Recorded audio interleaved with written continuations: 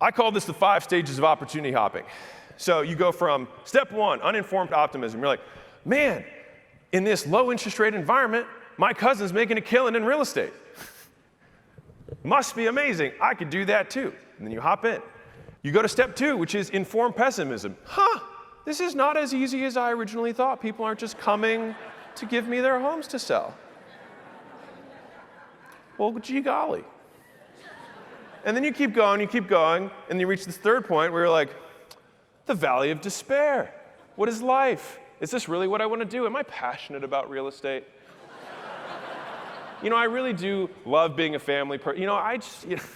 And then you start justifying reasons not to do something, right? And this is what most people do, is they get to the valley of despair, and they jump. Because in the beginning there, you saw your cousin who was doing well at real, and you were like, I'm going to jump in. But you were doing something before that you were just in the valley of despair of that thing.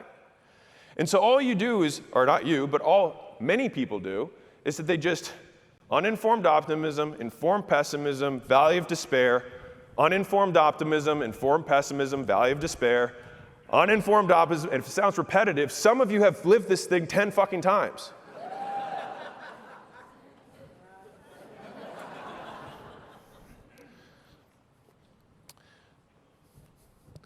And so many of you guys are here right now. It's a tougher climate than it was 24 months ago. But here's what it looks like when it's right. You go to stage 4, which is informed optimism, which is, you know what, there is a process that when I got into this I didn't understand, but now I do understand it, and I've broken it down into actions that I can do and perform on a regular basis, and I have a feedback cycle so that I can learn how to get better. And I will measure myself on the progress that I do to the things that I've committed to. I know how to win.